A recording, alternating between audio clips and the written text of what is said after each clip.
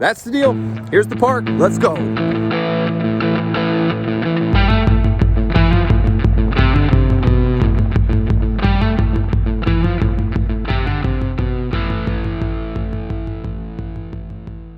Yo, yo, yo. Welcome in, guys, to a very special edition of Preferred Lines here. Today, I'm going to do something a little bit different. It's sort of the beauty in having creative freedom over your own sort of channel, but I'm going to actually do a course review and recap. I recently, just this past weekend, played the park in West Palm Beach. It's brand new. It's been open maybe 2 weeks. And I was super excited to play it. So I've seen some reviews out there. I want to just give my honest take on it. I'm a 10 handicap player, the pros, the cons, and give you sort of a glimpse and walk through. I have some great pictures that I took of the course, which I'm going to bring up, kind of take you hole by hole. I've also taken some other photos that I found online and some aerials. So I want to kind of give you a walk through the entire experience from arriving there to the clubhouse to everything that I saw. And in the end, provide sort of a review of that experience. So, formerly the West Palm Beach Golf Course, I actually played this thing a number of times. It's only about 8 miles from where I live here in Florida. Like I mentioned, it was formerly just the city course there.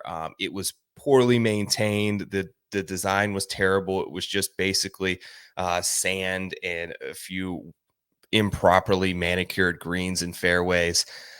In 2015, they actually did a little bit of work to the course, and it kind of had a little bit of buzz locally here regarding sort of the reopening and some of the work they did, which was overall positive. That said, they totally neglected the clubhouse. They totally neglected the experience outside of just the golf. And in 2018, the city came in and closed down the clubhouse for mold. They had to completely level that. And at that point, they were just sick of pouring dollars into this money pit and closed the doors. It basically, at that point, became this overgrown pasture and plot of land right off of the busiest freeway in the entire world. I-95 literally borders two of the holes. You can't see it. It's pretty well protected. The sound actually isn't terrible from the golf course, but it is right there on the side of the highway. So, um, anyways, there were a couple of ideas for projects there. There was talks of a housing developments. There was talks of a couple of people buying it and renovating the golf course that ended up falling through in deals with the city. In come Seth Wall.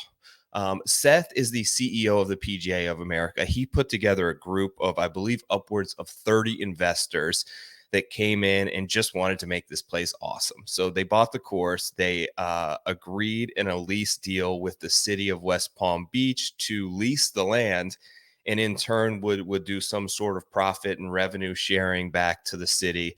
But they bring on Hanse Design Group. So Gil Hanse, Jim Wagner, in this case Dirk Ziff, played an integral role in the development, who essentially waived their design fees here in an effort to create something cool and create something that would get some notoriety. They could get some well-garnered and deserved attention for waiving the design fees on a public golf course. So place recently opened about 2 weeks ago. Tiger Woods hit the ceremonial first tee shot. I was just there. The caddy in the group in front of us spoke about Rory McIlroy just being there a few days prior. It's gotten a ton of interest. It's hard to get a tee time, even for local residents. And the experience was unique. I'll start by saying that. They had a group of about 38 different investors. So when Gil Hanse initially saw the land, he told Jim Wagner it's a 10, and it is just literally, guys, a elevated sand dune in the middle of West Palm Beach. Like, you stand on almost anywhere on the property, and you're almost eye level with some of the cell phone towers that you see around. You're so high up that you don't really see anything, and it's ultra exposed to the coastal winds. The day that I played it, 30-mile-an-hour gusts. The into the wind holes were almost impossible. Not impossible, but they were much more difficult. And the downwind holes were something that was incredibly fun to play if you can hit the fairways. And I'll get into that a little bit later. But like I said, they bought the land from the city. Dirk Ziff actually ended up doing the majority of the routing and hole design. And of course, it was signed off on by Wagner and Hanse as part of the design crew there. So it's a very much a course that encourages walking, right? There is no carts on the golf course, I believe, before 2 p.m. They want you to get out here and walk. The beauty of it is it's kind of a one ball golf course. And that's what Tiger Woods said when they asked him about it, and that there's zero water. It is so, and I can't overstate this enough, how unique it is in comparison to other Florida golf. It was originally a plot of land, and Jim Wagner talked about this a little bit on the Fried Egg podcast with Andy. And that's a tremendous, like, go listen to that. If you want a deep architectural insight and something more than I'm able to provide, I highly encourage the Fried Egg podcast on the park. This is going to be a little bit more just my experience playing it and kind of my 10 handicap eyes on the course, which I hope will resonate with a good bit of viewers. But it was originally a plot of land that long ago, local farmers used to bring their cattle and their animals during hurricane seasons because it was so high up they wouldn't have to worry about it flooding. It's basically built upon this sugar sand here in Palm Beach, which grass will go right on top of.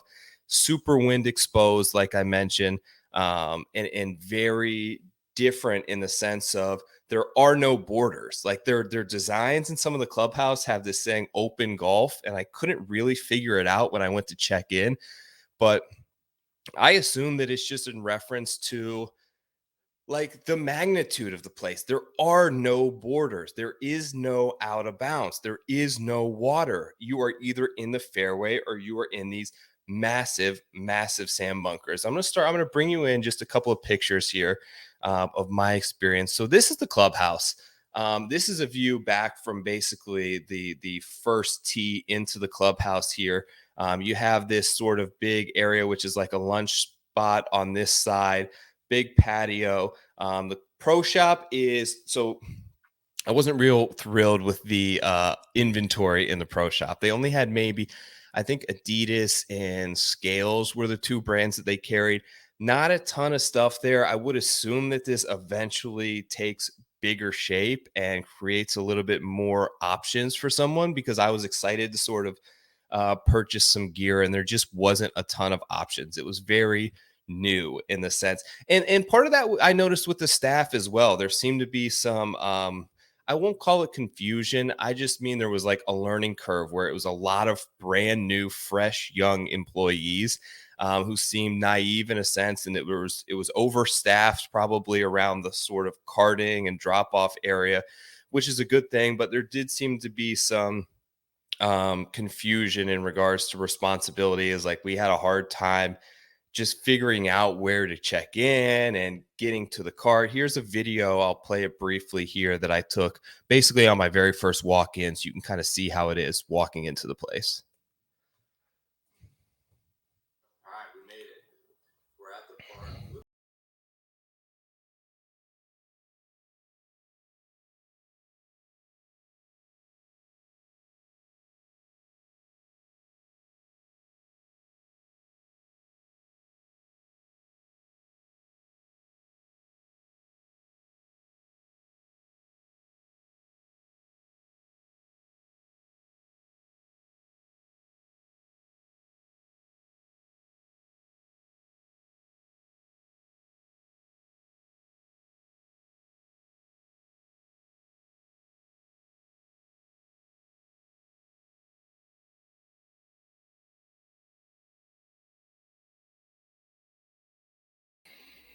All right, so obviously I was excited there. Pretty cool. So this is kind of the patio area. As you see, if you follow my mouse here, within these two nets here is a lit 9-hole par 3 course, which looks awesome. The greens are like they are in the course, several tiers, massive slopes, a bit on a smaller scale, obviously because it's a par 3. I'm not sure the rates on that, so they don't have tee times currently, but you can go there and just walk-ins only. The Here's the sort of putting green. So they have this 9-hole putting course here, which I thought was pretty cool. It reminded me a little bit of Pinehurst, if you've ever been to This'll Do at Pinehurst. So another pretty cool experience. I believe they just have 9 there. Here's the scorecard, just so you have an idea of how the place plays out. We played these light blue tees, which were it actually, some holes were a little bit longer. We found that the yardages on, so we played with a cart, and we did that because if you saw in that first video, the weather was incoming. It looked like it was going to storm. I didn't want to get caught way out there in a sand dune elevated in a thunderstorm. So we took a cart. Rates, I should mention, for West Palm Beach city residents, and I'm close, but they are strict. You've got to have West Palm Beach on there, which I do not. Are $60 right now. Florida residents is 130, and out of state, I believe, is 220. So it is expensive. Add on a cart, that's another $30 per person in the cart. You're at 160 for a greens fee at a public course. No doubt about it, that is the most expensive in the area. Some other comparable courses I would say are Abacoa up there in Jupiter. It's around 110 with a cart. Atlantis, which isn't far away, Atlantis Country Club, which is now public, is in the $80 to $90 range. Sandhill Crane in Palm Beach Gardens, also in the $80 to $90 range. So the price point is definitely elevated, as you see here.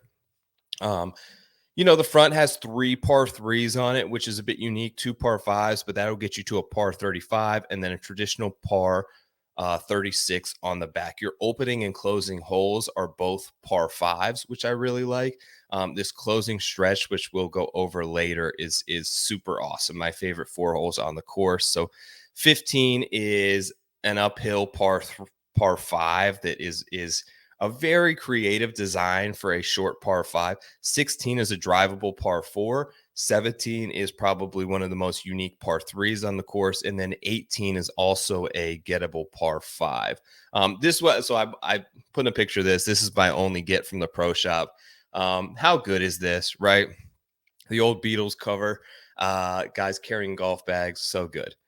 Top tracer range, I should mention. So they do have this. They have the monitors. You can play courses. You can play different games and things like that. Anything that you would expect to see along the lines of a Top Golf in terms of a gaming experience, they have on the driving range here, which was also pretty cool. So recap. Full putting course available to you. Range balls are included. Top tracer range and a lit 9-hole par 3. This is even before we get to the golf course. So the place is pretty awesome. This picture right here encompasses the golf course. And I got this from the Fried Egg article, which I should mention. There's also some pictures that here I snipped from Beyond the Contour. Both of those pieces, if you Google them on the park, were fantastic as a reference. And I do have some of those photos within here. But this encompasses it, man. It's just a lot of this sand, and there's no real hazard except for this. And what's unique about it is these areas in between, there's so much beauty in this unkeptness, I'll call it, and ruggedness around, where you could end up here and be perfectly fine. You could end up here and be screwed. The fairways are large enough for almost anyone to hit, but should you miss, it's a bit of a guessing game. You're going to find your ball, but whether or not you're able to successfully play it out there is one thing. So this picture, I thought, really encompasses the course. It also, I believe, is going to make it really easy for them to maintain, as Wagner spoke about how these areas are just sort of fluid. Like the wind's going to blow this, storms are going to come in, and these areas will sort of evolve over time into good spaces and not good spaces, but you don't really have any maintenance here. So a lot of the costs in terms of maintaining the golf course are eliminated by just taking care of mainly the fairways and greens and making sure that these bunkers stay true to shape. This is the first hole. So a look into the green from the opening par 5. Now, I hit my shot up the right side of the fairway. My buddy Gil, not Gil Hanse, I should mention, who I played with, also did the same thing.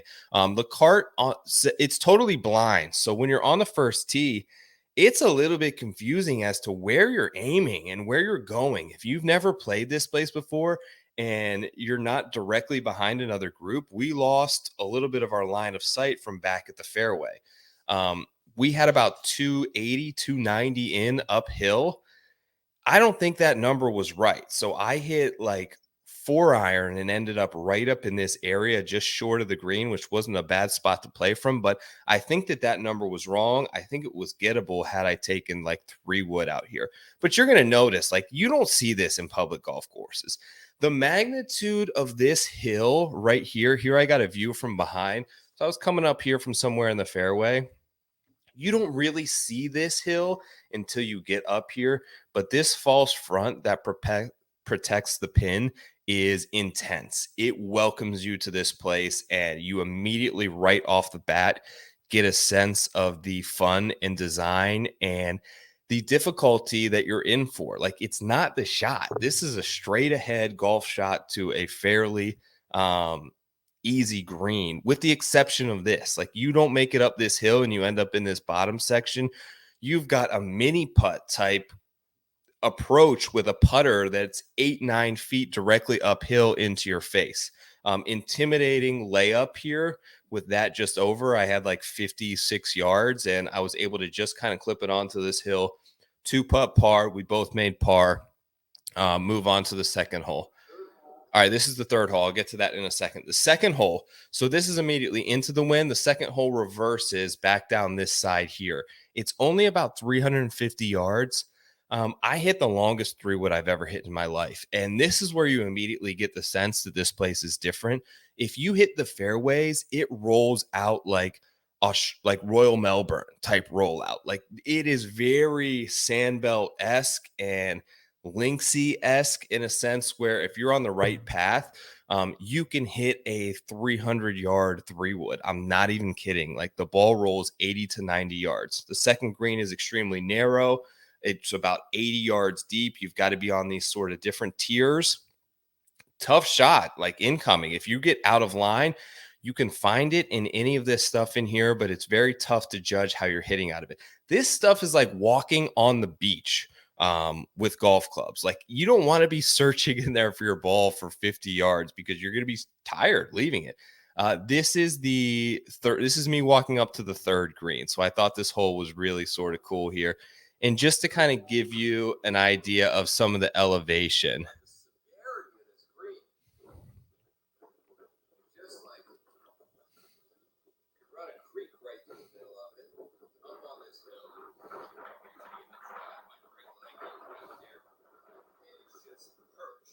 You can hear the wind just howling. And look at the wind blowing to that back pin. I mean, it's bending the flag.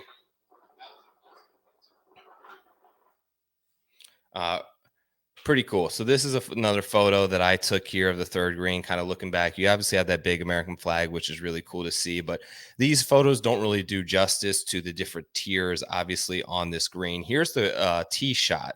So coming in here, this day, the pin, obviously, that I played, it was tucked back on this top hill right here. I ended up in this trap.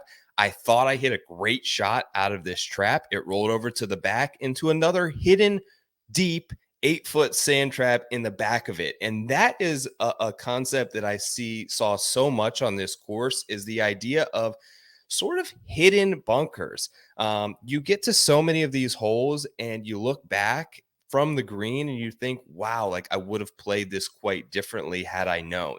There are bunkers that aren't visible to the eye. Even this one on the left, you can kind of barely see here. It's almost not that viewable until you kind of pull up here and you see that it's a giant bunker. There's one that's behind that was protecting this back pin. So I went into this bunker, over into the back one, hit a decent, like a really good bunker shot out that gave me like 8 foot on this top tier. I don't know how I stopped it there, and 2-putted double bogey.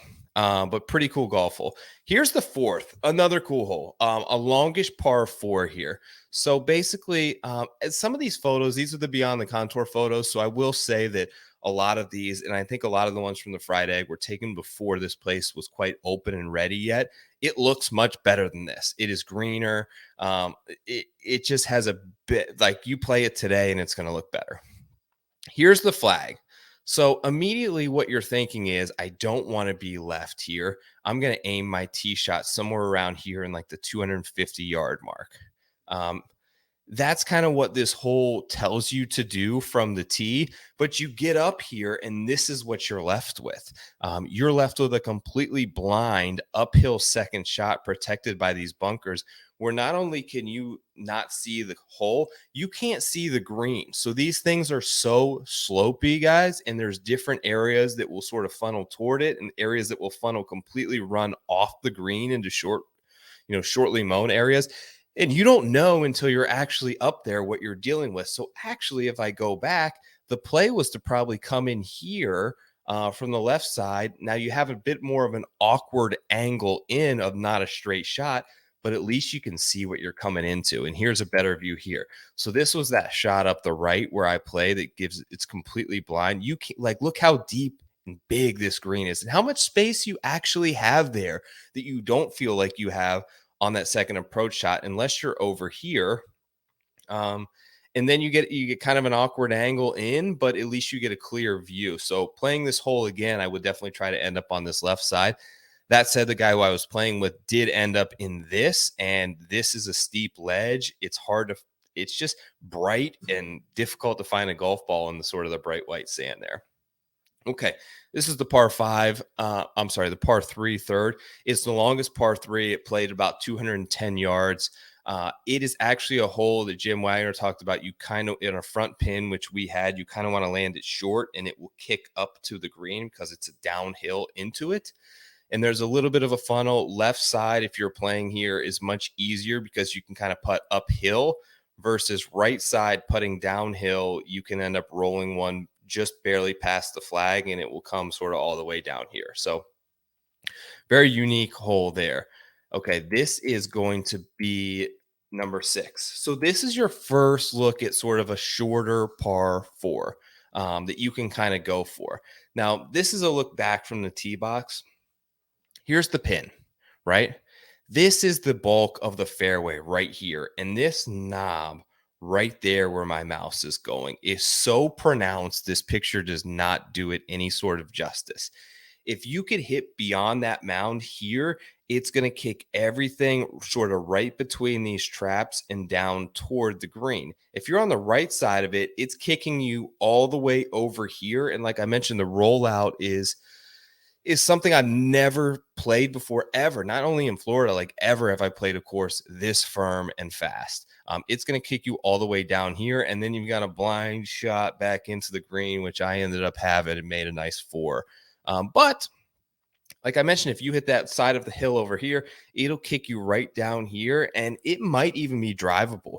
It's probably played about 340, but like I mentioned, you catch it a little downwind, and it is in a spot where the predominant wind is going to be down off the left. Like you can get it close. You can definitely get it up in this area. I hit drives further here than I ever have any place in my entire life, without a doubt. Cool little green to it. Actually will run all the way up the right as well, but this is kind of where that pin was on the day that we played it. This is looking back there at that hole. Okay, so this is number 7. This is an aerial. So this is a really cool par 3 that you will get on the last one. It is basically the tee box is going to be down here. I'll show you a look from just a moment. Okay, this is a look from the actual tee box that I took. You can kind of barely see it here, but you'll see this sort of how everything runs off into this steep cliff. Here is the view from up top. So you have this mound here, you have this big bunker here, and what you don't see from my tee here is anything left or anything behind the green. So you are immediately thinking, don't end up here with this tree and on this downhill and this huge bunker. End up here. The wind is also coming storming off this left side. If you can end up on this side of the green, you're golden, right? Wrong. There are these 2 massive hidden bunkers down here in this difficult shot. I actually ended up over here with a terrible shank off the tee. Went long down into this area. Both him and I were down here. It is a very difficult up and down. You can't even see these. Like if you're standing right here, you can't even see these bunkers. You can be that close to the green. They're completely hidden from sight until you get up there. So a very cool, unique par 3 here. Everything is so different. This is the eighth hole. Pretty straightforward, long distance par four here. You've got some intense sort of bunkering up the left hand side, makes it very difficult. This is sort of the straightaway approach you want to have. You do not want to end up here. Again, massive hidden bunker sort of out of sight on your right hand side. I'll go back to that one just in a second here. Um, that is the ninth hole. So the ninth hole is a downwind par five. It's about 530 yards. Me and my partner hit the two longest drives we've probably ever hit. I'll show it here. This is my buddy Gil's approach shot. 150 in. This is kind of the shot you're looking at. Unbelievable. So a 530-yard hole. My buddy hits it, 270, 280. He's a good player. 10 handicap like me. But, he basically threw a 9-iron here in on a par five to about 6 feet. Missed the eagle putt, Mr. Tuggy. But this is kind of what you're looking at. So this is the approach shot sort of that he had here. You see a bunch of bunkers, small green for a par five, I think, because they know it plays downwind is going to really entice people to go for it. I ended up in this bunker out 2-putt 5. And then we make the turn. Okay. We make the turn to the 10th hole, and this is the sort of 10th hole tee box. So I got this from Beyond the Contour. I don't know who that guy is. But anyways, you're teeing off, and this hole is an absolutely drastic dog leg right. So on your right-hand side, you will have those nets where the par 3 course is. I believe these 3 trees here, which are freshly planted, want to give you an aiming point here for what is the middle of the fairway and will give you a direct line approach shot to the right. Like almost every hole here, there's an element of risk reward that makes you wonder, how far do I got to carry it on this line, right over this little ball tree, maybe? As you see, when you kind of come up here, if you do carry this bunker, you're on the downslope right into this area and you've maybe got 50, 60 yards left versus if you go toward those 3 big trees where it kind of wants you to aim, you'll have 150, 160. So another risk reward, par 4 in this instance to start off the back 9. This is number 11. This is the par 3 that's getting all the hype. This is the view that I took from the tee box. You can't really see the contours of the green from back here, although you can kind of make it out. But this is just such a cool designed green and a par 3 here. This is basically like I-95 right here, right on your right hand side, which is pretty cool. Here's another look at it taken from the fried egg one, but I ended up here making triple because I hit my tee shot, thought was going to go in the bunker, trickled down here, hit one here, hit one over here, and back here. But the green is so cool. I was a bit frustrated at this point where I failed to sort of take in some of the beauty, but obviously very cool golf hole. You want to be in this area on the top. I think if they had a pin back here, it would be very cool. The pin my day was about right here. You just can't miss in this area because it's very unpredictable to hit out of. There's sticks, there's just rugged like terrain, which is very cool, and unkept, which was unique to sort of see. Okay, then you make it on to 12, which 12, let me see if I can get a tee shot. Okay. 12 is totally uphill, dog leg, right to left. You are totally blind on your second shot into this punch bowl. They have this Yeti guy with a flag because that's all you can see from the fairway to get you kind of lined up with the middle of the green. But if you hit it short here, it's likely going to run down. If you hit it short here, it's likely going to run down. But hidden bunkers, once again, there's something right here between these 2 hills. There's behind. There is just a totally blind incoming shot, which is pretty cool. 13 was, I thought, like a relatively pedestrian hole. Here's 13, basically kind of straight uphill, pretty open driving area. 14 is another one, a risk reward one. Like you want to play it out here, but then it's a 450-yard par 4. You're left with, you hit a good tee shot, you're left with 190, 200 yards in. You want to take on as much as this as possible, but it narrows. The further you go down, it narrows. The more trouble you bring in, and it's very uphill into the green as well on that hole. Okay. Then you get to the par 5 15th, and this is where the course really starts to wow you, right? This is a short hole. I think from the tees we played, it was about 475 into the wind.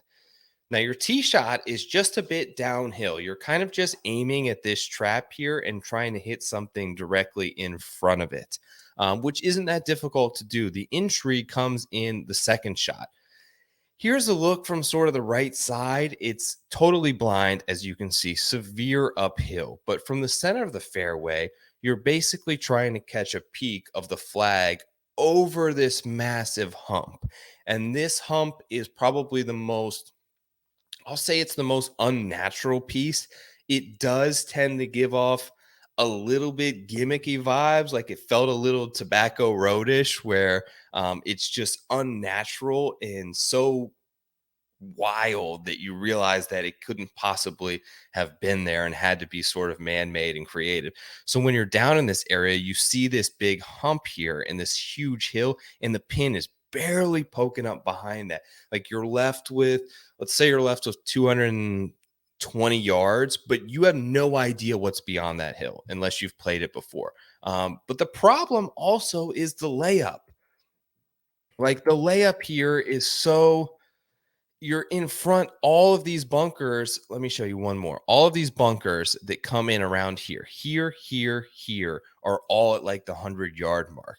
So do you want to lay up to 100 and also be in these steep bunkers, beach like sand bunkers with a 100-yard shot, and you still got to deal with that mountain? So you're best off just kind of hitting it as far up as you can. If you end up 40 yards short, walking up, taking a look. And I think the magnitude of this green, it feels very small from the fairway, but you get up there and you see really kind of how huge it is. Not a difficult hole to par, a fun hole to play. And I think it's going to be one of those ones where there's not going to be a lot of, I want to say there's not going to be a lot of birdies on it, because you really have to, unless you've played it a few times and understand the slopes and exactly what the green is doing up there. Your third shot, whether you're from 150 or 50, is a guessing game. You're trying to aim at the flag. I thought I hit one really close, got up there, and I had 45 feet. Just a very thoughtful, unique concept in sort of creating a short par 5. This is 16. So you get a look at the uphill, drivable par 4 here. It is very different. I feel like it's pretty easy hole. It's wide, it's forgiving off the tee, and you want to just pound driver 275 ish up the hill into a breeze. Predominantly, there's not a whole lot of sand to worry about. This is a birdie hole. I didn't make birdie, but it should be a birdie hole. You should at least have a putt at it. I ended up, both him and I ended up just off the green here to the right.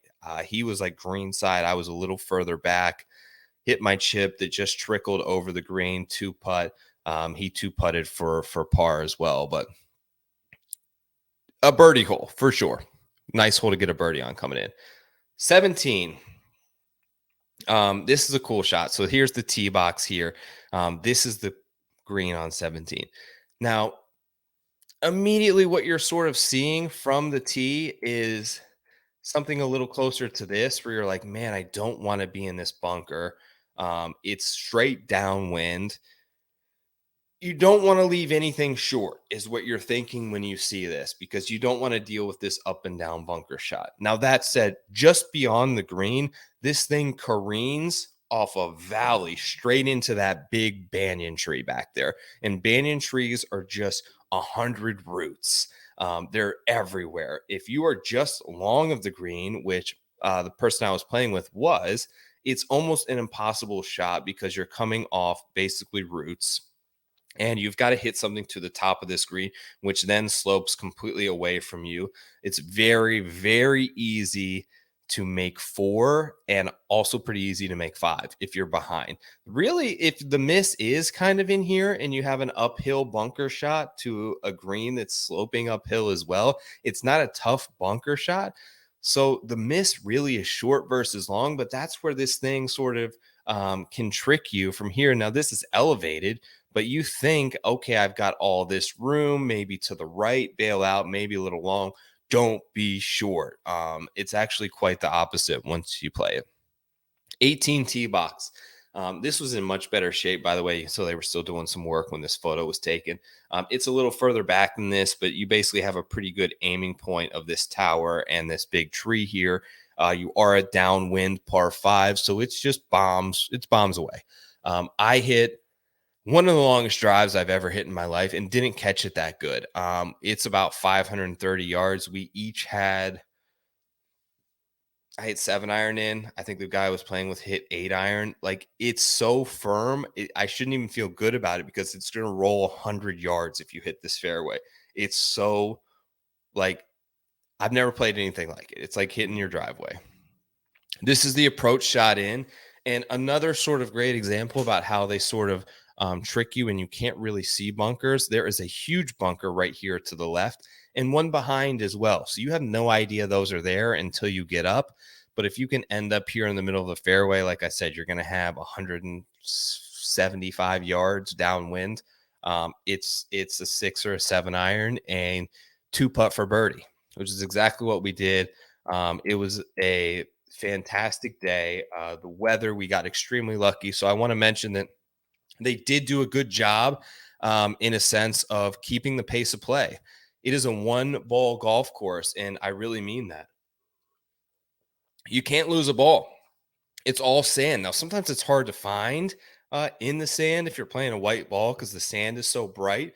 But if you lose it, it's only because you got stuck in a little palmetto bush or something like that. It's very wide open. It's very playable. They do a great job of keeping sort of the pace for a public course because sometimes around here, like it's absolutely brutal. The 4.5, 5 hour rounds. We got around in under 4 hours at the turn.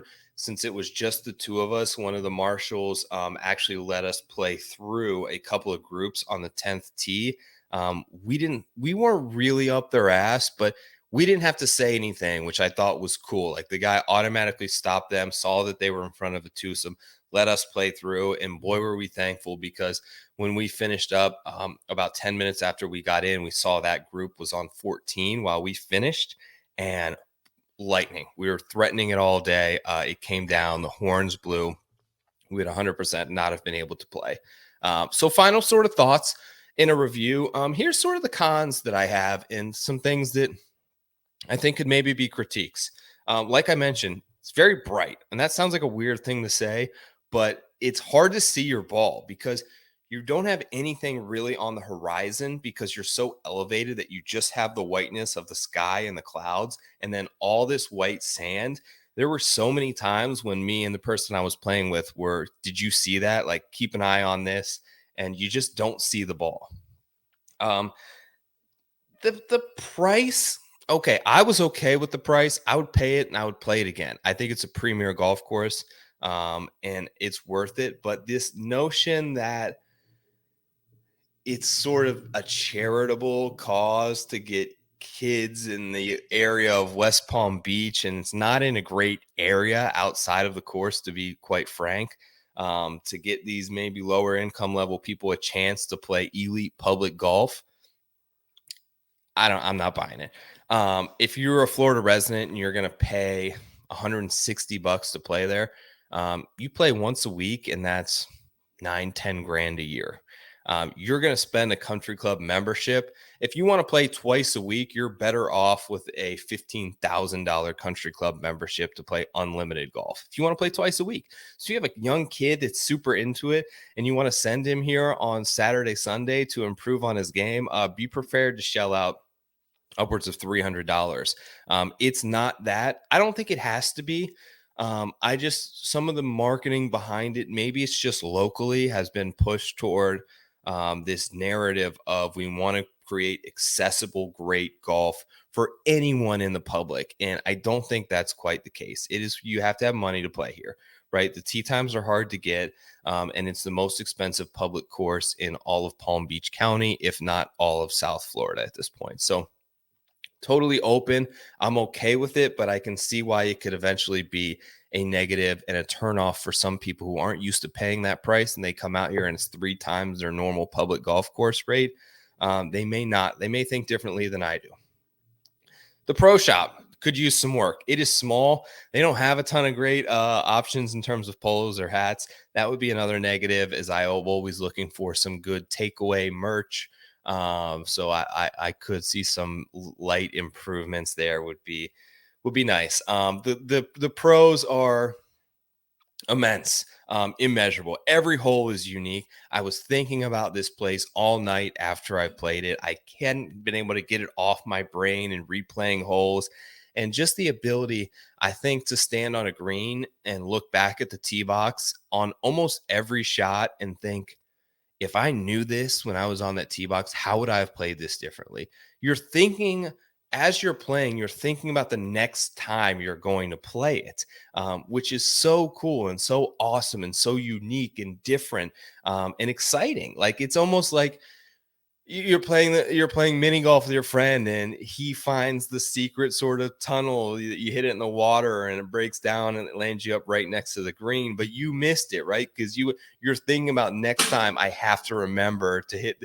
Like it's not gimmicky in that sense, but it's very much you want to play it again immediately as you leave the course. And I think that could be one of the greatest compliments that you could pay to any golf course. It's different in such a good way than anything else that I've played in Florida. And I've lived down here for over 10 years. I have a private club membership at the Wanderers Club, which is about 20 minutes from here. This course is better. This course is nicer. This course is more intriguing. And I would enjoy playing this course every week of the year and would probably never get tired of it. It's unlike anything you see with elevation. You're not going to lose balls. It is very friendly. I highly recommend it.